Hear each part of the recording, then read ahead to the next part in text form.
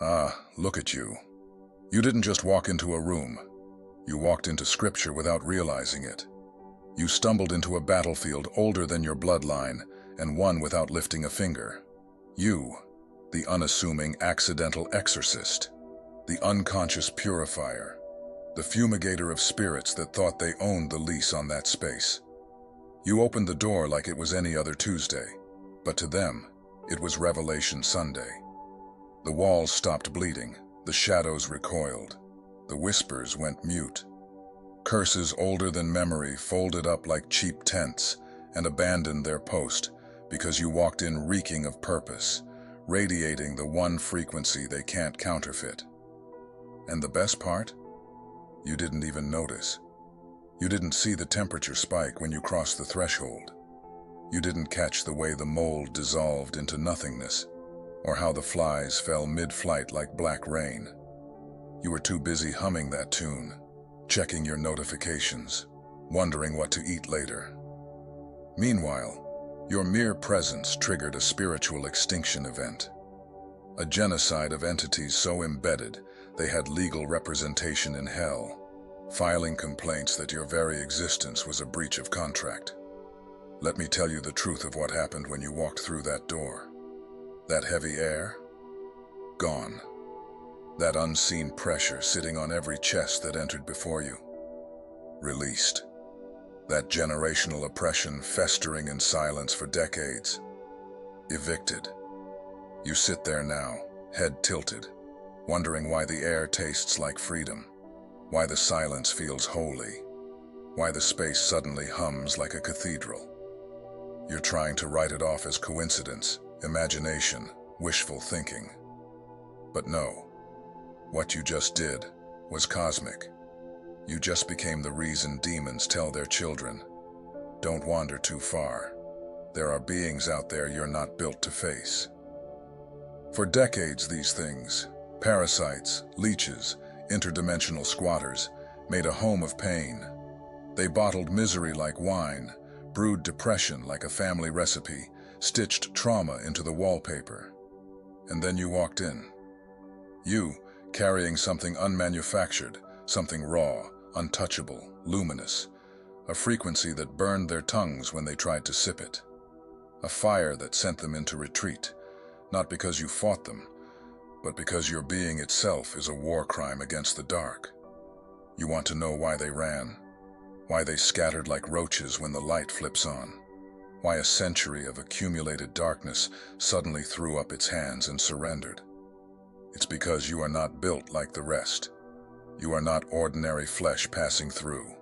You are not one of the sleepwalkers they feed on, those docile souls who negotiate with shadows, who compromise with curses, who carry oppression like a family heirloom. No, you walked in like the sovereign owner of the atmosphere, like reality itself answered to your heartbeat. And they felt it. They tried to size you up, tried to read the usual signals, the wounds, the cracks, the soft spots where fear leaks out. But instead of bleeding, you burned. Instead of fragility, they found ferocity. Instead of despair, they found a survivor who has been through battlegrounds so merciless, so soul-shattering, that these petty hauntings looked like carnival tricks. You weren't a victim. You weren't even prey. You were a veteran, one whose scars had turned into scriptures written on the soul. And that's when they realized the truth. They weren't the predators anymore. Because you've been through real hell, haven't you? Not the theater of creaking floorboards and whispering shadows, but the kind of hell that tears your very identity apart. Betrayal by blood. Abandonment when the light went out. The smiling assassin who ripped your heart out and left you for dead. And yet, you survived. You rebuilt. You rose. That makes you infinitely more terrifying than any phantom that lingers in the dark. You don't just carry light, you carry proof. And that proof is poisonous to them. So when you walked in humming, scrolling, absent-minded, something cosmic shifted. You weren't fasting. You weren't chanting. You weren't waving smoke through the air. You were just being. And that was enough. More than enough. Catastrophic for everything feasting on weakness. Because here's the secret nobody preaches. These things aren't strong. They're scavengers, parasites, emotional vampires. They live in the fracture between who you are and who you believe yourself to be. That gap is their feeding ground. But you closed that gap without ceremony. You stitched shadow into self while stirring your coffee. You turned trauma into fuel while sitting in traffic. You alchemized agony into authority so thoroughly, so steadily, that you didn't even realize what you'd become. Untouchable, incorruptible, unavailable for consumption. And when you crossed that threshold, wearing every scar as armor, carrying every lesson as a weapon, they took one glance and fled. So when you walked in humming, scrolling, absent-minded, something cosmic shifted. You weren't fasting, you weren't chanting, you weren't waving smoke through the air. You were just being. And that was enough, more than enough. Catastrophic for everything feasting on weakness. Because here's the secret nobody preaches. These things aren't strong. They're scavengers, parasites, emotional vampires. They live in the fracture between who you are and who you believe yourself to be. That gap is their feeding ground. But you closed that gap without ceremony. You stitched shadow into self while stirring your coffee. You turned trauma into fuel while sitting in traffic. You alchemized agony into authority so thoroughly, so steadily, that you didn't even realize what you'd become. Untouchable, incorruptible, unavailable for consumption. And when you crossed that threshold, wearing every scar as armor, carrying every lesson as a weapon, they took one glance and fled. Because what you radiate is fatal to them.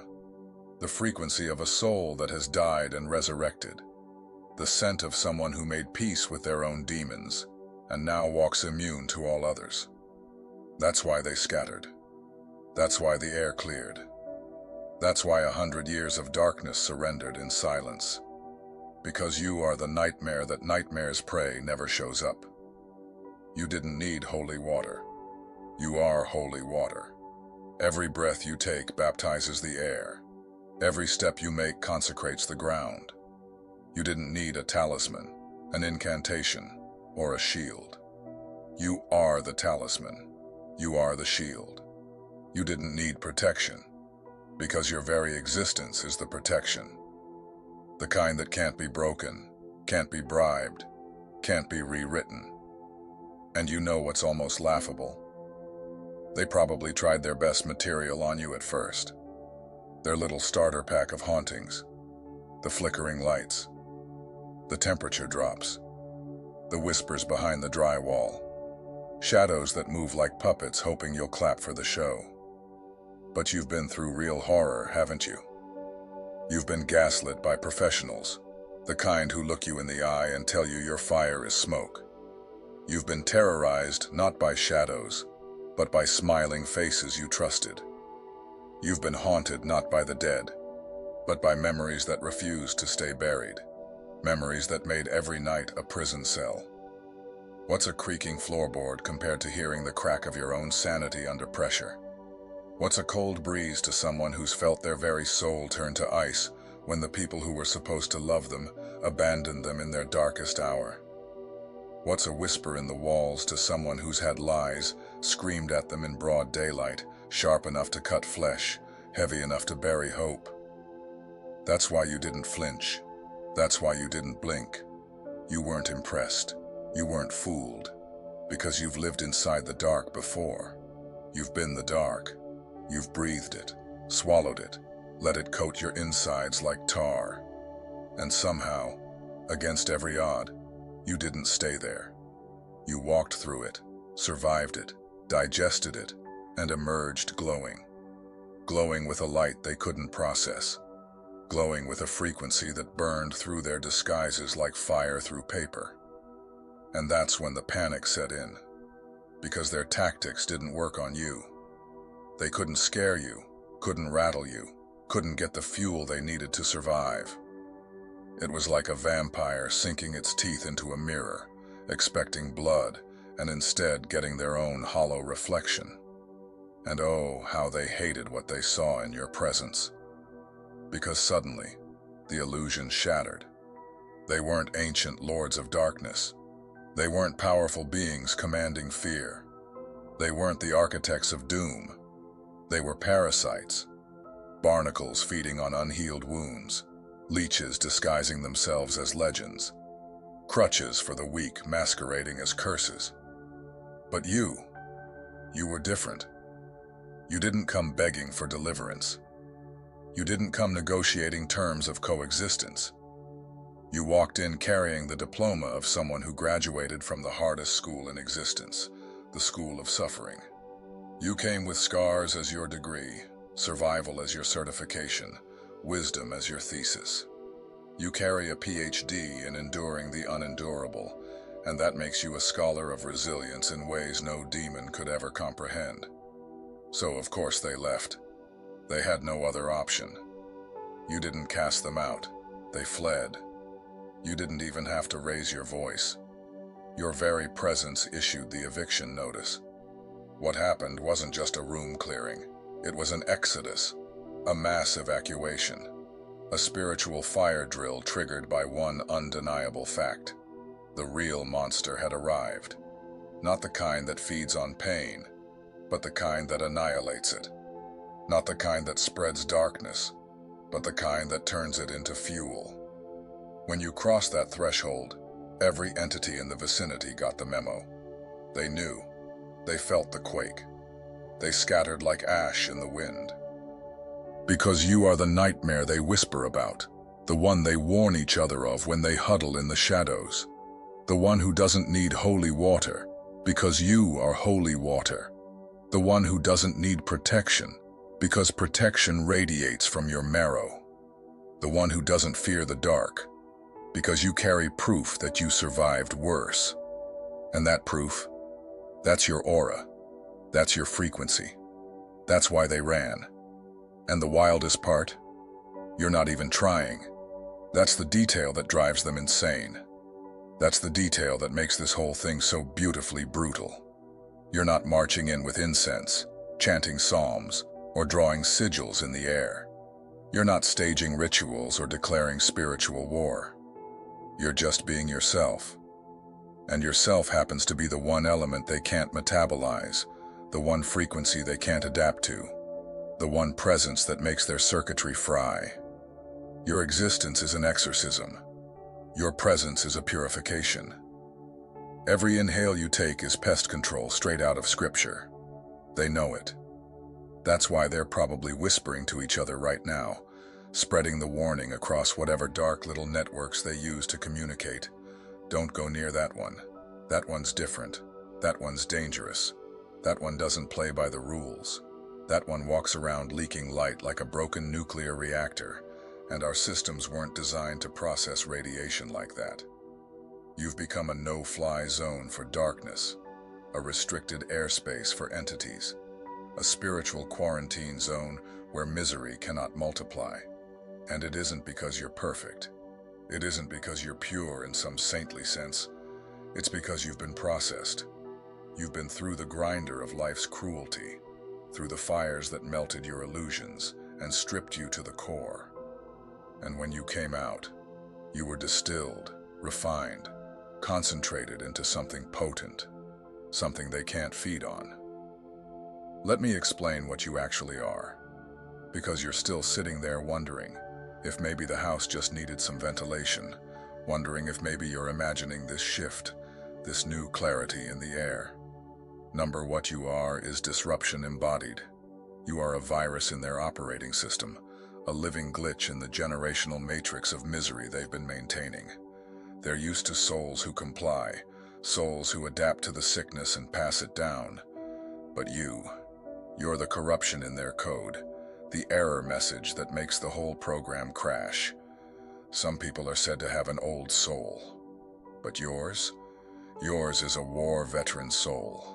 A soul that's been through campaigns in realms most people don't even believe exist. a soul that has seen too much, endured too much, transcended too much to be fooled by shadows and parlor tricks. When you walk in, they don't see a target. They see a walking archive of survival, a battlefield spirit wrapped in human skin. You're like someone showing up to a water gun fight with scars from real artillery. These entities took one glance at your energy signature and realized instantly they were catastrophically outgunned. Every trauma you endured, another piece of armor welded to your spirit. Every betrayal you metabolized, another weapon forged in the fire. Every night you chose to keep breathing when breathing felt impossible. That was you training, subconsciously, relentlessly, for this exact moment. You weren't just building walls. You were building immunity. You weren't just enduring darkness. You were developing antibodies to it. Your very being has become a self-sustaining immune system against anything parasitic. That's why when you walked in, you didn't even notice them. You weren't ignoring them. You weren't dismissing them. Your system simply identified them as irrelevant threats and began eliminating them, quietly, automatically, like white blood cells hunting down infection. That's who you are. That's what you carry. And that's why they ran.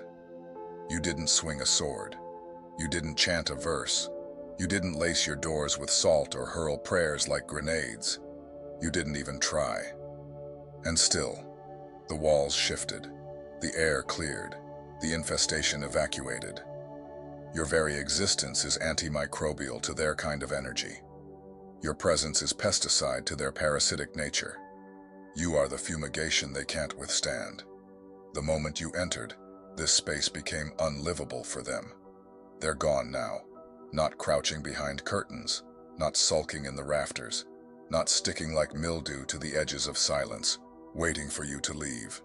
Gone, evacuated, exiled, driven to hunt softer atmospheres, weaker hosts, easier meals. You didn't cleanse the place, you made it permanently uninhabitable for them, simply by inhabiting it yourself. You've raised the spiritual rent so high the old tenants couldn't afford to stay. You've rewritten the zoning laws. With your breath. This isn't a seasonal blessing, not some temporary shift that fades when candles burn out. This is a permanent transfer of ownership, a covenant scrawled into the marrow of your bones. This is mine now. But here's the part they hoped you'd never learn. You've always had this power. Always. Every human does. It's baked into the design of your soul. Every person carries the seed of their own exorcist, their own purifier, their own unshakable authority. But most never activate it. They're taught to fear what they don't understand, taught to outsource protection, taught to beg for weapons they already carry. Meanwhile, the shadows feed on that ignorance. You, however, you woke it up. Not by spell or ritual, not by accident, not by luck. You activated it the hardest way possible, survival. You kept rising when everything in you wanted to stay down. You let heartbreak teach you instead of harden you. You turned betrayals into soil instead of shackles. You chose growth over grudges, truth over comfort, healing over hiding. And without even realizing it, you built a frequency that burns like fire to anything that feeds on weakness. And here's the paradox. You are not special because you were chosen. You are special because you chose. That's the terrifying truth. Choice by choice, wound by wound, you forged yourself into something parasitic. Energies cannot metabolize. Where most people leak suffering, you leak strength. Where most people marinate in pain, you process it until it becomes medicine. And medicine is poison to them. That's the frequency that made them scatter the moment you arrived. The resonance of a soul that walked through hell but didn't come back hellish. The tone of redemption without revenge. The vibration of power without cruelty, of strength without brutality. It's unbearable to them, like static screaming through their dimension, because it proves their food supply isn't infinite. It proves misery isn't inevitable. It proves trauma isn't a life sentence. and your life itself undermines their economy of suffering. You're living proof the system can be broken. Don't confuse this with invincibility. You still bleed, you still ache, you still fall, but you don't ferment. You don't rot in your wounds long enough for parasites to breed. Instead, you process, you alchemize. Like a soulsmith, you hammer pain into wisdom. Like a chemist, you distill betrayal into resilience. You've become emotionally renewable, spiritually sustainable, psychologically biodegradable. Nothing festers long enough to become food. Nothing stagnates long enough to become a swamp. That makes you not just immune to them, but actively hostile to their existence. You don't just survive, you expose. You don't just endure, you prove endurance is possible. Your life is a walking contradiction to their propaganda. You are the testimony they cannot erase. You don't have to stay broken. That's why they ran. That's why they won't be back. That's why when you arrive, even hell itself takes a step back. And now, look around. The air feels lighter, doesn't it? Like someone opened a window that had been nailed shut for decades. The shadows fall normally now. The silence isn't heavy anymore. It's just quiet. That wasn't luck. That was you. You reclaimed a space you didn't even know was stolen. You broke a curse you never knew existed. You evicted squatters you couldn't even see. And here's the beautiful, terrifying truth. You can do this anywhere you go. Because you've become a walking safe zone, a mobile sanctuary, a portable purification system. That's why some people breathe easier in your presence. That's why rooms feel clearer after you leave. That's why problems seem to unravel when you arrive. You're not healing them, you're just showing them what healed looks like. You're not fighting their demons, you're simply demonstrating what life looks like when demons are irrelevant. You've become what ancient texts tried to describe but couldn't capture, what mystics chased but couldn't sustain. You didn't study for it. You didn't practice it. You became it, through the sheer act of refusing to let life shrink you, through the quiet, relentless work of choosing wholeness when destruction was easier.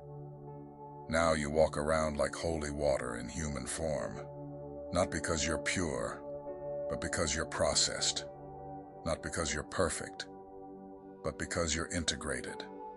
The demons that fled when you entered, they're telling stories about you now. You've become folklore in their world, a cautionary tale, a whispered warning. Don't engage, don't linger, don't even try. That one is different. This is your legacy, not in what you build or own or achieve, but in the spaces you cleanse by simply stepping into them, the chains you break just by breathing, the atmospheres you alter without trying. You're leaving behind trails of purified ground, like glowing footprints in dark forests. You're writing history in frequencies, leaving monuments in vibrations. You are the reason certain rooms will never feel heavy again, the reason certain curses will never return, the reason certain addresses are now permanently on Hell's Do Not Disturb list. And that, without even trying, is who you are. Because you don't just survive darkness anymore, you metabolize it. You've reached the stage where shadows are no longer predators. They're raw material. They show up thinking they'll consume you, but instead they're broken down, dismantled, repurposed.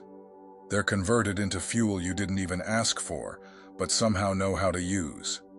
You don't walk around carrying light like a candle that flickers when the wind picks up. You're carrying it like a furnace that cannot be extinguished, because it's powered by everything that was ever meant to destroy you. You are self-sustaining. See, most people think light and dark are two sides of a battlefield, but you've learned they're not. For you, darkness isn't an enemy. It's a raw ingredient, a substance to be transmuted. You've become an alchemist without even trying. Their poison becomes your medicine. Their curses become your affirmations. Their attacks become your strength training. Where others would crumble, you expand. Where others would collapse, you crystallize.